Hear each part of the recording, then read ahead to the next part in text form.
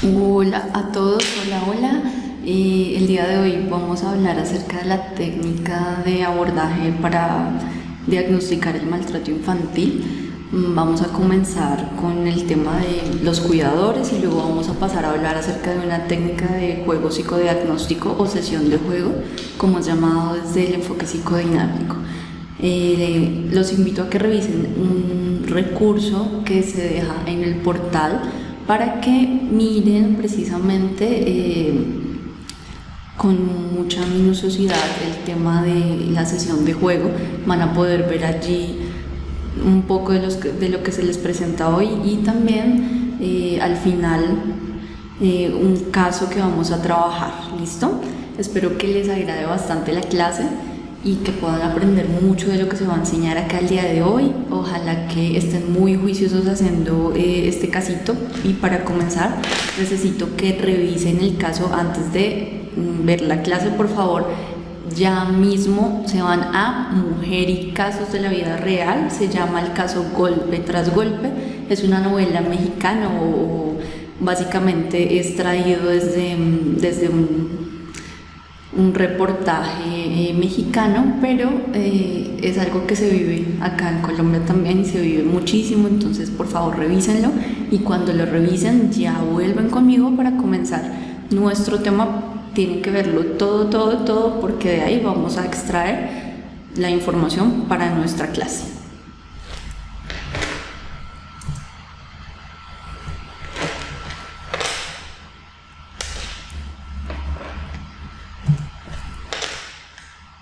Hola, ya volvieron, muy bien, me alegra que hayan visto ese caso difícil, yo creo, ¿no?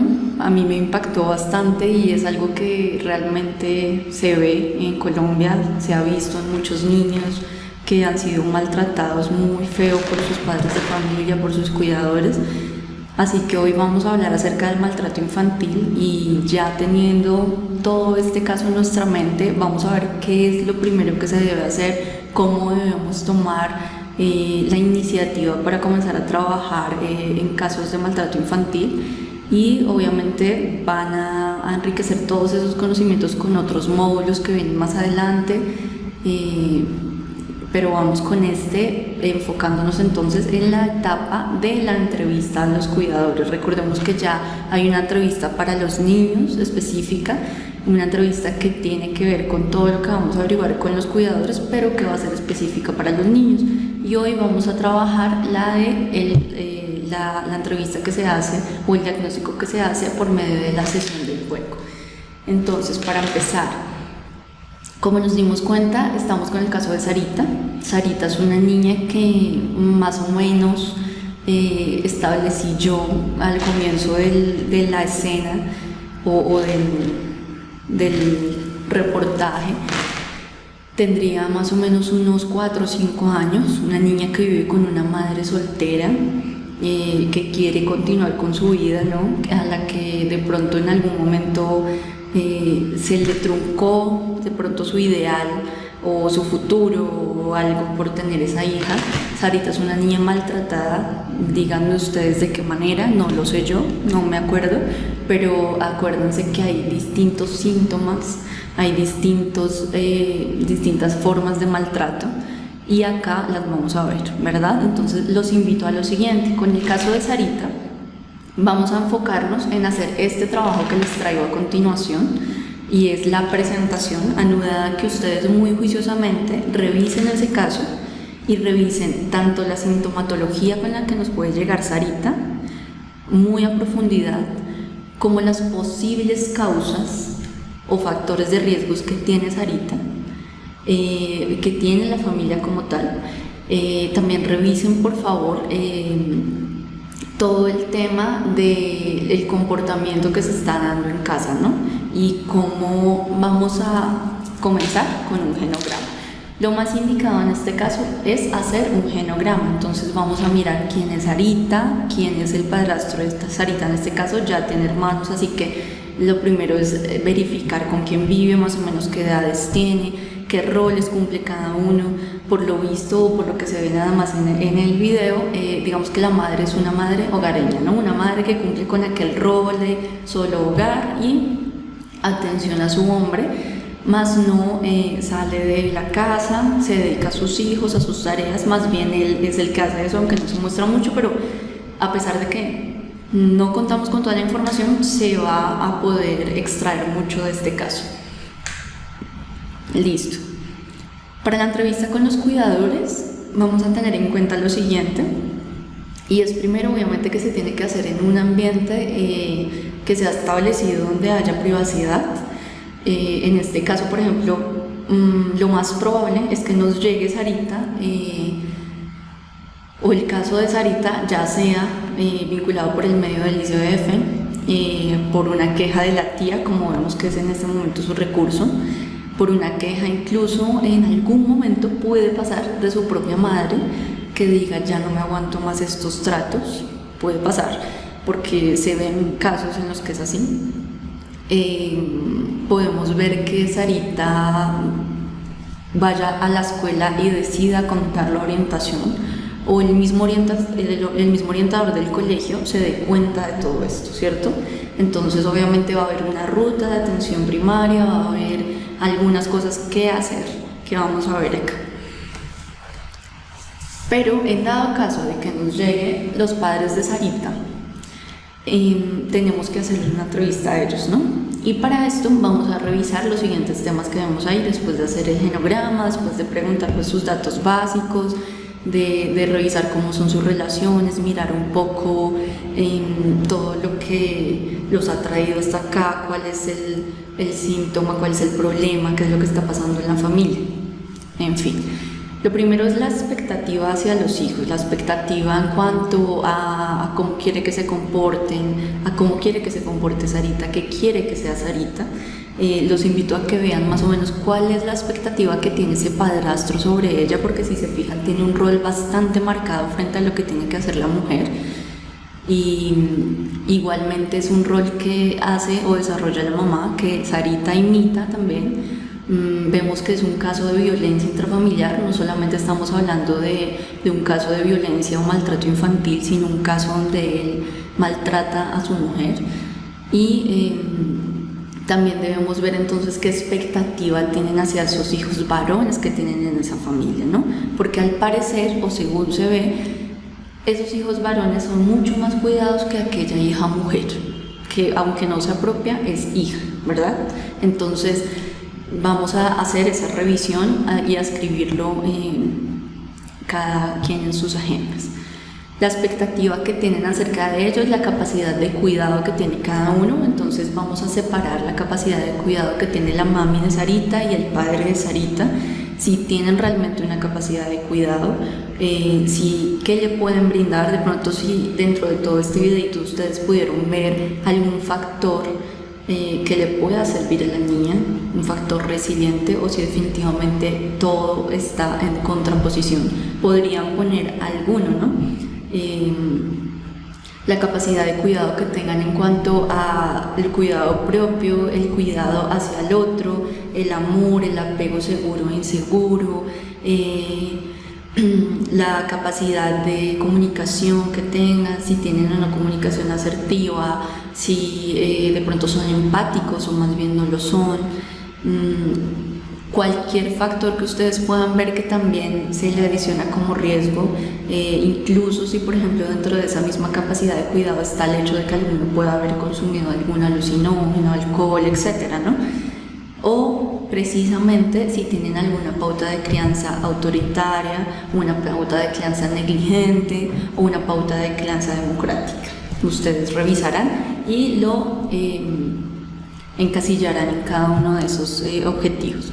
Por otro lado, obviamente la relación de pareja, cómo se está dando esa interacción entre los padres de Sara, cómo está imitando también Sara y sus otros hijos esa pauta de comportamiento, esa pauta de comunicación. Eso es lo que nosotros siempre tenemos que hacer o ir a revisar dentro de las familias, porque no siempre entonces se va a dar el maltrato directo, sino que a veces se va a dar ese maltrato entre padres de familia y el niño lo ve y lo absorbe. Puede que no sea con él, pero sí es con los otros, y eso es agresión indirecta. Por otro lado, la historia personal de maltrato, entonces averiguar con ese papá, esa mamá, cómo fueron criados, con quién vivieron, qué situaciones vivieron, si fueron abusados, por ejemplo, sexualmente, si tienen algún tipo de patología, revisar qué es lo que está sucediendo, por ejemplo, en este caso con el papá de Sara, que es un hombre bastante agresivo, que es un hombre que no puede controlar la ira, que ya tiene muy demarcado socialmente el constructo de hombre dominador, hombre controlador, etcétera, todo lo que se le une a eso, y cómo esa historia personal de maltrato ha traído a que hoy en día también se haga un maltrato con ese niño, ¿no? La evaluación de la conducta violenta, entonces en qué momento se da, si se da con todo, si se da solo con el niño, si se da en este caso solo con Sara o con los hermanos, si se da con otras personas en el trabajo, si esa persona es violenta por fuera, si tiene un problema de control de la ira en general, o solamente es en la familia que es como el estresor, o qué es lo que está sucediendo. También un poco dimensionar ese pensamiento acerca de la misma familia, acerca de lo que cree que es criar, lo que cree que es cuidar, preguntar también si tienen o cómo ven más bien que su hijo los ve, preguntar un poco qué crees que tu hijo piensa de ti o de tu cuidado con él, porque muchos padres de familia quizá son agresivos, maltratadores, pero nunca se han hecho la pregunta de qué es lo que puede estar sintiendo su hijo, y en el momento en que se la hacen hay un chip que cambia, ¿verdad? Entonces vamos a revisar también eso para enfocarnos en qué es lo que debemos hacer en cuanto al tratamiento. Vamos a revisar en este caso las fuentes de apoyo social. Entonces, ¿ustedes consideran que la tía sí es una fuente de apoyo social para Sara, o más bien está siendo una fuente de apoyo mínimo, que no le está brindando esa cobertura a sus necesidades que realmente tiene? Vamos a mirar entonces con esas personas que nos llegan, quiénes son las que les pueden colaborar a esos niños, tíos, hermanos. Por ejemplo, si los padres están separados y el que está en una situación de maltrato, o el que está maltratando es el padrastro, si ese padre de familia que está en otro lado sí es un sustento, un apoyo para el niño o niña, los docentes en muchas ocasiones, tíos lejanos, abuelos, en fin, cualquier fuente de apoyo social que sirva también para que sea un factor de resiliencia, un factor protector más bien para ellos. Vamos a revisar el estilo de interacción del hijo cuidador. Puede que sea muy diferente el estilo de relación que se tenga entre pareja al estilo de relación que se tenga entre hijo y cuidador. Como les digo, puede que, por ejemplo, el papá de Sara la golpee muy fuerte, y en este caso la mamá también es fuerte con ella, pero si no lo fuera, ¿qué pasaría con esa mujer sumisa, esa mujer que de pronto le está brindando la confianza a Sara, pero que no se puede salir por algún motivo personal también de toda esta situación, pero que a pesar de eso es amiga de Sara, su fuente de apoyo, es esa fuente de confianza, ¿cierto? Entonces, digamos que cambian un poco los papeles. En este video, evidentemente, y como le pasa a muchos niños, no tienen un sustento, un alguien en quien pueda sostenerse o depender. Pero hay muchas interacciones en las que sí se da, por eso es necesario igual revisarlos, que ustedes se tomen esa tarea de imaginar qué pasaría así y escribirlo también. Por otro lado, el método de disciplina y castigo. Puede que una parte de la familia, una parte quien ejerza ese rol autoritario, siempre esté golpeando, siempre esté imponiendo, mandando, pero sea otra parte que es un poco más democrática e intente hacer que su familia cambie. O puede que ambos sean negligentes y realmente no les interesa absolutamente nada, esas pautas de castigo que solamente se dan por imposición, pero nunca se le pregunta al niño qué es lo que está sucediendo. Y normalmente cuando hablamos de maltrato, pues encontramos un perfil maltratador donde realmente no hay esa disposición a hablar con el otro, a saber qué es lo que está sintiendo, sino más bien a desfogar cierta también impotencia en muchas ocasiones de los padres de familia hacia sus hijos, o de los cuidadores hacia sus hijos, y golpearlos fuertemente por no saber cómo controlar ciertas situaciones, ¿verdad? Listo. Van a revisar absolutamente todas esas y van a pensar muy bien en qué medidas entonces en este caso tendrían que tomar. ¿Será necesario tomar una medida de protección en este caso con Sara? ¿Será necesario ofrecer recursos a los padres de familia o será necesario más bien retirarla de sus padres de familia, llevarla donde su tía? ¿Qué se podría hacer en este caso? ¿O la tía tampoco sería ese sustento que la niña necesita? Ofrecer recursos a sus padres de familia hace referencia a dos cosas. Puede ser un recurso socioeducativo o un recurso de terapia familiar. Encontramos muchos casos en los que, por ejemplo, la mujer es violentada físicamente por su pareja.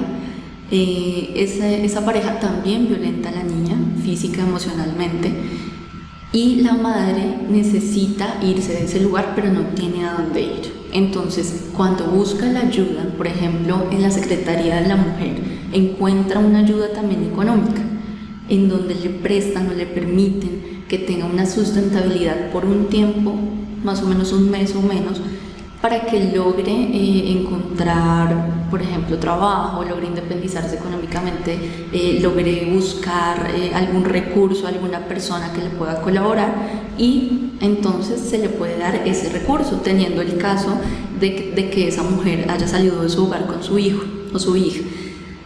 Se le puede dar un recurso económico, un recurso de vivienda y obviamente un recurso donde también ella tenga algo socioeducativo, una terapia, algo que la ayude y ayude a su hijo o hija a salir adelante con todos los síntomas que provoca estar en una interacción violenta.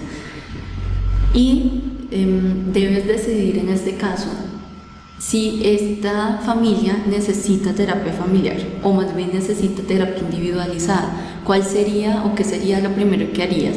¿Tomar al papá de Sara y revisar qué es lo que está pasando? ¿O más bien a la mamá y revisar qué es lo que está pasando? ¿Retirarla y tomar la medida de protección con la niña? ¿Qué recursos vas a darle a esa niña para que salga adelante?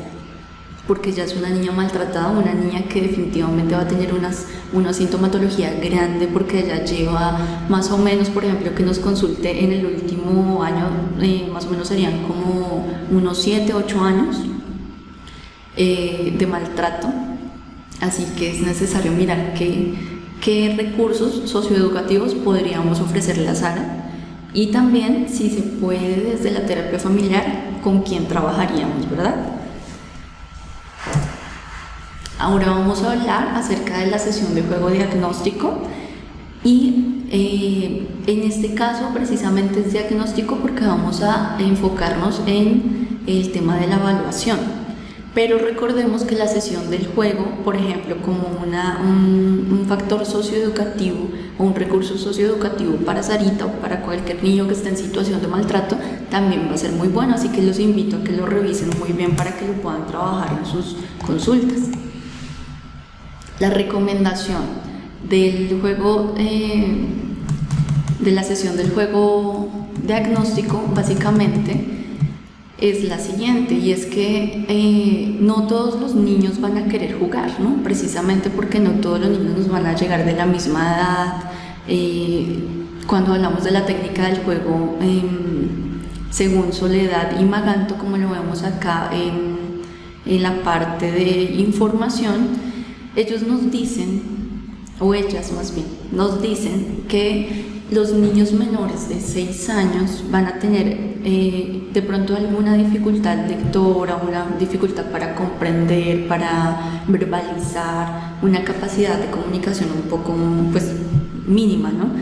Y obviamente es evidente porque son muy chiquitines, por lo tanto va a ser mejor aplicárselos a niños de menos de 6 años. Sin embargo, no significa que no se pueda aplicar a niños mayores porque funciona también con niños mayores, solamente que el juego obviamente va a cambiar.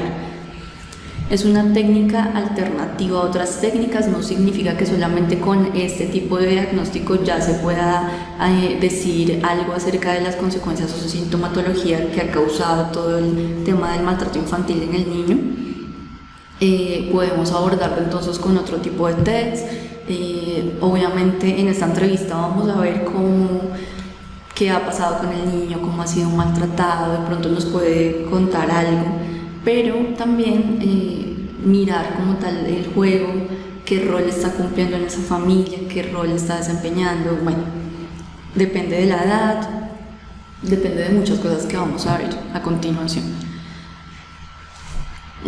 La información obtenida debe ser convalidada entonces con otras pruebas.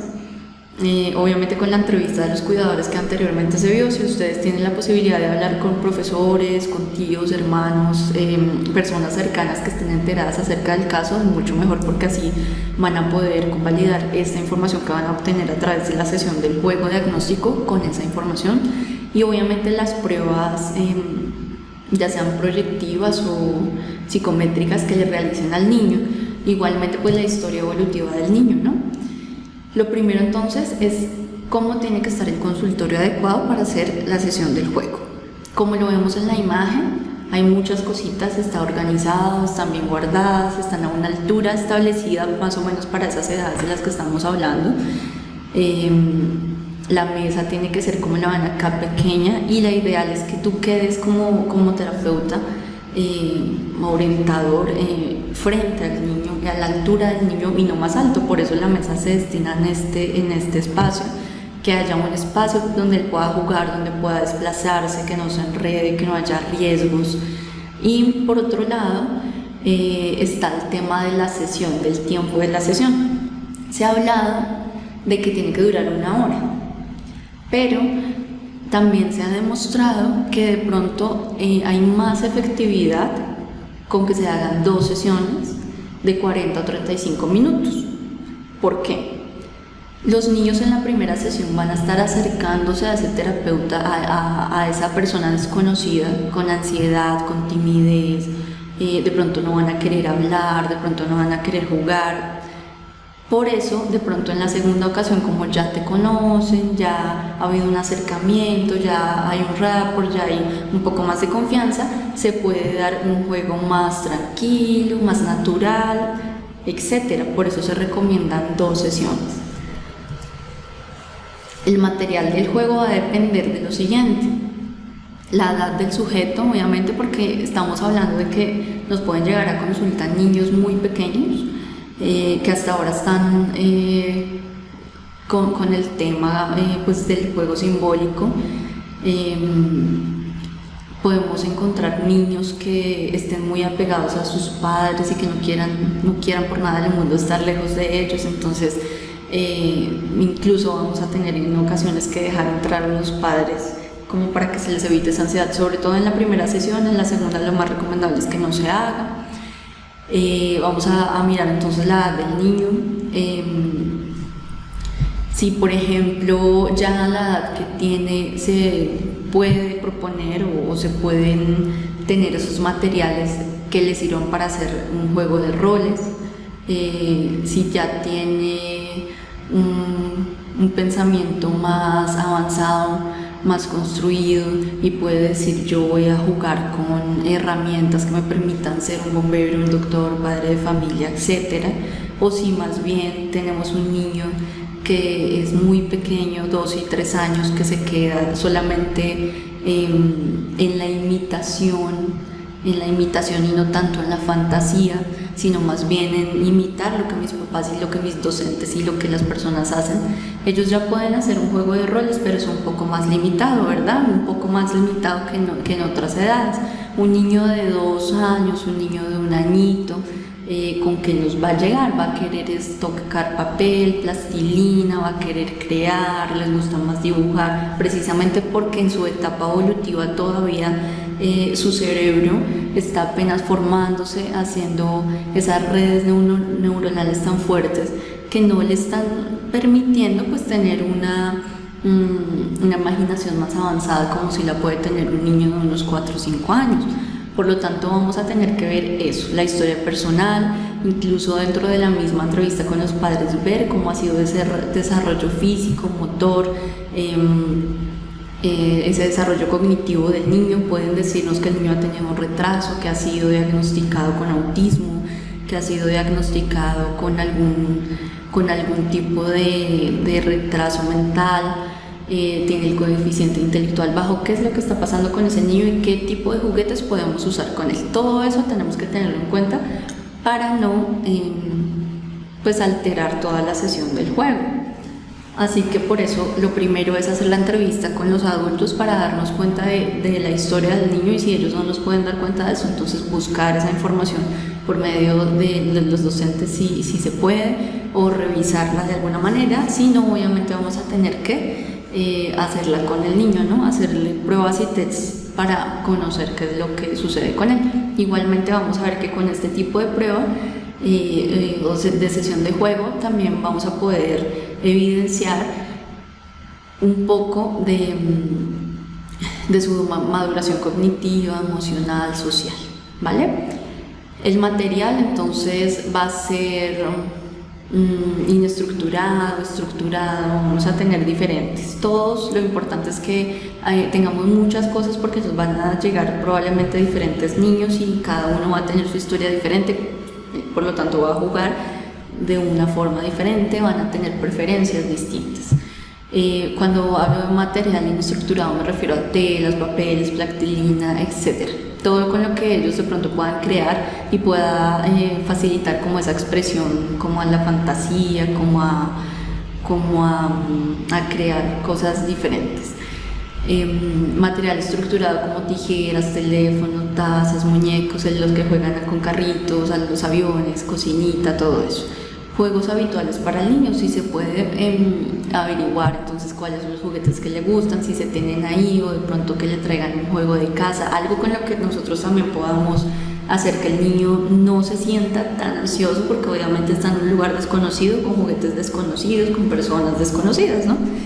Material temático para el juego de rol, puede ser escolar, de granja, familia, animalitos. Muchos no juegan como tal con las personitas, sino los animales, y son los que representan a mamá y a papá. Materiales resistentes y no riesgosos, obviamente, porque si tenemos cosas, por ejemplo, de cristal, pues puede ser un riesgo para ellos muy gigante. No tener juguetes en exceso es muy importante, porque los niños de pronto van a comenzar a distraerse y no van a saber qué coger. Entonces también hay que darle cierto límite, y dependiendo de la edad vas a tener adecuado de pronto un montón de juguetes, porque ya sabes que ese pacientico te va a llegar, o ya sabes cómo trabajar con ese paciente. Y si es la primera vez, pues obviamente vas a tener en cuenta todo el tema de la edad, de la evolución y el desarrollo del niño, para tener ahí aquellos juguetes, ¿no? Y que el niño no se nos vaya por todo el espacio a buscar con qué puede jugar y qué puede rayar, por ejemplo. Y por otro lado, mantenerlos clasificados y a la altura del niño. También nos cuentan en ese capítulo tan bonito que les dejo para que consulten, que es muy importante el rol del examinador. Nosotros como examinadores vamos a tener una actitud pasiva y activa al mismo tiempo, por lo tanto es algo complicado. No es solamente jugar por jugar, como lo dije en alguna ocasión, sí se trata de disfrutar el hecho de que estás ahí compartiendo con un niño, de que estás de pronto incluso conociendo una vida, ¿no? Pero tienes que tener una actitud pasiva y la atención plena en el momento, porque no se trata de jugar, sino de hacer un registro de todos los comportamientos del niño y del juego. O sea, no se trata del juego como tal, sino del niño jugando, ¿no?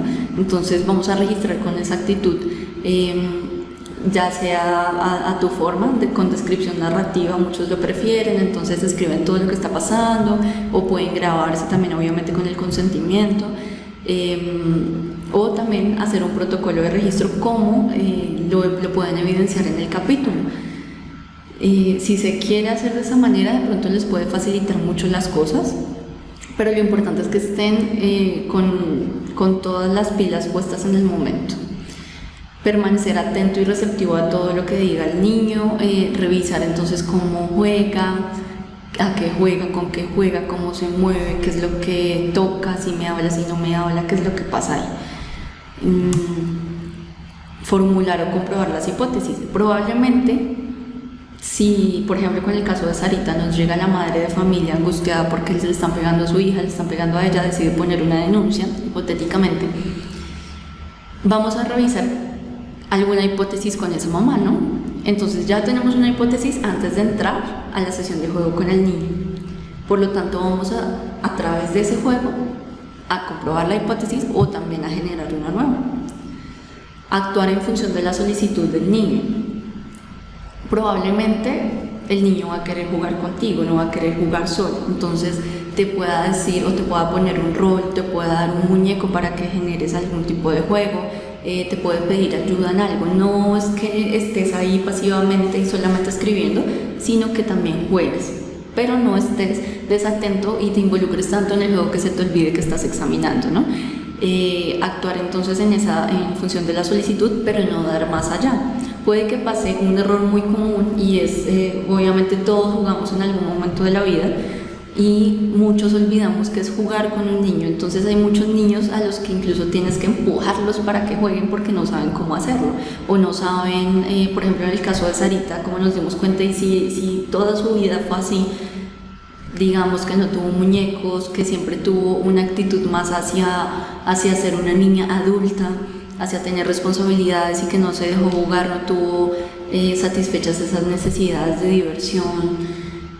Podemos encontrar una niña, en este caso, que esté frustrada, ¿no? Que una niña que llega a consulta, que no sepa jugar, que poco hable, que quizá no confíe. Entonces vamos a tenernos que ganar esa confianza, vamos a tener que invitarla a jugar, invitar a saber con qué puede jugar, hacerle ver y motivarla para que sepa que todo eso en ese momento para ella está ahí y que nosotros estamos ahí para colaborarle con ese asunto. Pero nunca dar más allá, por ejemplo, como proponerle. Entonces, si digamos ella te dice que van a jugar a la familia y tú comienzas a hablar y a decir cosas que no deberías decir, porque realmente quien debe dominar el juego es el niño para que tú lo puedas evaluar, porque si tú le das las ideas de lo que tiene que hacer, de todo lo que tiene que hacer, pues el niño ya va a absorber eso y va a cambiar un poco toda la sesión del juego en pro a ti y no al niño. Permitir que el juego sea lo más natural posible. Como les digo, va a ser un ámbito donde el niño va a tener ansiedad. No significa que a los niños les guste jugar en todo lugar, en todo momento, menos si ya son pues mucho más grandes y ante una situación de maltrato tan fuerte como esta, ganarse la confianza es bastante complicado. Un niño que ha sido maltratado obviamente va a tener una autoestima bajita, va a tener sintomatologías fuertes, sobre todo por ejemplo en el caso de Sarita, que ha sido maltratado tan fuertemente. Y si por ejemplo ya se tomó una medida de protección y vamos a llegar a él, a hablarle, a mirar qué consecuencias tuvo ese maltrato, qué podemos hacer con esa personita, necesitamos que ese juego sea natural, pero necesitamos también brindarle ese acompañamiento que necesita. Entonces hay que hacer la revisión extensa de todo lo que está sucediendo con esa niña. Por otro lado, la participación de los cuidadores, como les decía, en muchas ocasiones, sobre todo con niños pequeños, se puede dar que ellos quieran entrar a la consulta con sus padres. La primera vez no está mal y puede que los padres también sean los que comiencen a liderar el juego. Entonces tenemos que explicarles antes de entrar a consulta que ellos no tienen que hacerlo, que ellos tienen que ser uno más en el juego, donde el niño sea quien explique, donde él guíe, donde él explique absolutamente todo lo que tienes que hacer, pero que no te involucres más allá de lo que el niño pide, así como tú como examinador, porque obviamente como se contamina ese diagnóstico que vamos a tener en el momento en el que lo vamos a evaluar. Entonces el orden de la sesión sería de la siguiente manera: nos vamos a ver con el niño, nos vamos a presentar, vamos a dar el nombre, de pronto contarle un poco quién lo trajo acá, el objetivo y motivo de consulta, preguntarle su nombre, saber cómo se llama, quizá usar un poco de humor, hacer un rapport bien hecho, ¿sí? Que te permita acercar a ese niño y que sienta que puede confiar en ti, que no va a ser otra persona que lo decepcione, que lo maltrate, que le haga daño, solamente por ser un desconocido que te juzgue de pronto. Hacer un rapport donde se sienta confiado. Mirar entonces el objetivo y el motivo de consulta, preguntarle, obviamente que va a depender mucho de la edad, si ya puede verbalizar, etcétera, pero si tienes niños grandecitos, 12 años, 11, desde 7 años, preguntarle que si sabe por qué está en consulta, sabe por qué está acá, quién lo trajo, qué problemas tiene. Si el niño de pronto te pregunta alguna información, aclarársela, no mentirle, es necesario, ya lo vimos con la entrevista. ser muy cauteloso con lo que se le responde. Y obviamente si tú lo consideras pertinente, pues contarle también porque está ahí. Si el niño no lo sabe, contarle porque está ahí, contarle que en este momento tú lo estás acompañando, que van a hacer una sesión de juego y puedes decirle así: ves todos esos juguetes son para ti en este momento, voy a querer que juegues, puedes coger los que quieras y puedes jugar a lo que quieras. Yo voy a mirarte y voy a tomar registros de algunas de las cosas que hagas. Y quiero que sepas que yo estoy aquí para ti, para colaborarte en aquello que te está sucediendo, y pueden unir entonces al motivo de consulta que de pronto te dieron los padres o el motivo de consulta por el que viene el niño y explicárselo un poco. Puedes decirle entonces que tiene tanto tiempo para jugar, que puede jugar a lo que sea y que no se incomode. Lo importante es que hagas un rapport donde el niño también baje un poco esa ansiedad, ¿cierto? Y pueda jugar tranquilo. Por otro lado, entonces los roles, aclarar ese papel de tú estás jugando, yo estoy anotando, pero también pues no le vas a decir como no, invítame a jugar a lo que quieras, pero él lo va a hacer, normalmente lo hacen, ¿no? Y si te invitan a jugar, pero tener pues mucho cuidado con lo que hablábamos anteriormente. El registro. Ya cuando hablamos en cuanto al registro, entonces lo que te decía, tienes libertad total para hacerlo en un formulario, lo creas como lo desees o lo describes. Lo importante es que se tengan en cuenta estos pasos que vamos a ver a continuación. Lo primero es el inicio y la apertura, y es que cuando se da el inicio y la apertura tú debes de evaluar cómo saluda, si se acerca, si no se acerca, si está retraído, si está nervioso, si tiene miedo, qué es lo que pasa, o sea, cuál es la conducta primaria, de qué momento, por ejemplo, cuando tú le dices ahí están los juguetes, si se acerca rápidamente a ellos, si lo tienes que motivar un poco más, si tiene miedo de ir a coger los juguetes, o si por el contrario comienza a correr por el consultorio y te coge todo y bota todo, qué es lo que pasa, cuál es su comportamiento. El desarrollo, entonces también si sigue esas normas de comportamiento que tú le diste, si juega, si no juega, cómo juega, revisar entonces los materiales que escoge, si prefirió el muñeco, si prefirió la muñeca, si va de pronto a usar todo el consultorio en cuanto a cómo juega, entonces los espacios.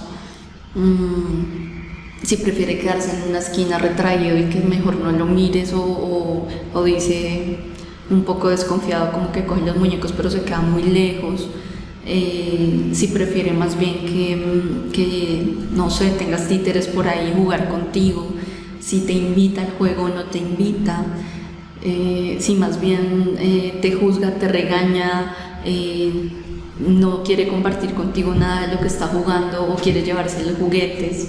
Y al final también mirar ese tema, ¿no? Mirar ese tema de juego, cuáles son los roles que cumple cada muñeco o mirar los roles que está cumpliendo él, porque recordemos que entonces no estamos evaluando el juego sino la manera en la que él juega. Mirar los roles que está cumpliendo el niño al momento de jugar, revisar qué tema es el que está, o sea, todo el tiempo, o si lo cambia, o si comienza de pronto jugando con algunas fichas, pero después a los 5 minutos se distrae y coge otra cosa, o ya se quiere salir, o qué es lo que sucede. Tenemos que ver absolutamente todo el desarrollo del juego y si hay cambios abruptos en cada juego. Si hay personajes que se repiten, por ejemplo, en cada juego cuando están jugando con algún rol, y qué es lo que representa cada personaje. Y obviamente al final, entonces, si se despide, si no, si te hace caso, por ejemplo, de ubicar los juguetes donde iban, si mantiene el orden, si quiere seguir jugando, si tiene miedo de irse nuevamente para su casa, en fin, todo lo que se asocia a este tipo de comportamientos. Como nos podemos dar cuenta, hay varios factores que tenemos que revisar, y nuevamente hago colación al caso de Sarita, porque si nosotros recibimos a esa niña, yo creo que ustedes vieron, por ejemplo, en algún momento del video donde ella no puede aguantarse las ganas de ir al baño y comienza a llorar y del mismo miedo parece ser, pues sale orina y ella se preocupa, ¿no? Se preocupa por sí misma, se preocupa por qué va a pasar. Entonces, si recibimos una niña así, obviamente va a ser mucho más desconfiada por toda la situación de maltrato, y va a querer amor, va a querer que tú como terapeuta o tú como aquella persona que realmente está preocupada, se vea preocupada, se vea angustiada por lo que está pasando y se vea que puedo contar contigo para desarrollar todo lo que necesito en mi vida. Eso es lo que va a querer Sarita. Por lo tanto, tienes que usar mucho la empatía, tienes que usar mucho ese niño interior que tienes por dentro también para recordar un poco acerca de cómo jugabas y también revisar qué es lo que está comunicando ese niño en el momento. Acá se hace una invitación muy importante desde este capítulo hacia ver la experiencia en ese juego diagnóstico, experiencia no solo del niño, sino experiencia del examinador, la vivencia real, y pues guiarte con preguntas como esta: ¿qué está comunicando el niño con este juego? Refiriéndose entonces a la conducta, a la ubicación, al modo de relación, no solamente con los muñecos o con lo que esté jugando, sino contigo, a cómo está interaccionando, a cómo interacciona contigo, a cómo habla, cómo se dirige, si te manda, si te grita, si más bien es pasivo, qué es cómo es. Y por otro lado, cuál es la fantasía, el conflicto, el deseo que está expresando por medio de ese juego, qué sentimientos y emociones acompañan al juego. Si vemos, por ejemplo, que cambia de un juego a otro, qué sentimientos, emociones cambian de un juego a otro. No vamos a mirarlo como una sesión total, al no ser que el niño juegue lo mismo la hora completa, los 35 minutos completos. Y finalmente vamos a ver qué emociones, qué ideas, qué pensamientos, qué hipótesis me surgen a mí como terapeuta, como examinador en ese momento. Como les decía al principio, este tipo de sesión diagnóstica nos va a dar también cuenta de 3 factores importantes, y es la maduración cognitiva, que pues obviamente va a estar enfocada en cómo el niño está jugando, a qué juega. Ustedes pueden ver dentro de su edad evolutiva si corresponde. Por ejemplo, si Sarita nos llega con 7 años y todavía está en un juego simbólico y no puede hacer un juego de roles, que está pasando, o si tiene más bien un problema de lenguaje y es tartamuda, o tiene algún mutismo, incluso puede tener algún problema motor, como nos dimos cuenta. Entonces, si hay un problema de esfínteres asociado, de pronto hasta una depresión infantil, ¿qué es lo que está sucediendo, cierto? Todo eso nos va a dar cuenta también como de un pequeño examen mental del niño. Entonces vamos a revisar cómo están sus funciones superiores, si incluso cuando juega podemos ver algo de memoria explícita allí, memoria de trabajo, cómo está su psicomotricidad, dependiendo obviamente con qué vamos a jugar, y como les dije, dependiendo del objetivo que ustedes tengan, porque si su objetivo como tal es revisar estas 3, pues el juego va a ser diferente y van a ser diferentes materiales, diferentes elementos, que si vamos a ver otro tipo de temas, ¿no? Pero si van a ser estos, entonces enfocarnos un poco en si el niño habla, si no habla, cómo te habla, cómo se dirige, si tiene algún problema en cuanto a su movilidad, incluso motricidad fina, gruesa, si el crecimiento, estatura, en fin, está adecuada a su edad, su construcción en cuanto a los pensamientos o a su cognición, más bien, está bien de acuerdo a su edad. ¿Listo? Todo esto nos va a permitir ver el tema. Por eso quiero que lean muy bien la técnica del juego en el psicodiagnóstico. Lo revisan muy bien, para que ahí también puedan empaparse un poco del tema, no solamente de la evaluación, sino ya después de haber consultado todo esto y después de tener todos estos daticos, qué es lo que se hace. Ahí les van entonces a mostrar un poco de qué es lo que debemos hacer con esa información. Espero que este conocimiento haya sido muy bueno para ustedes.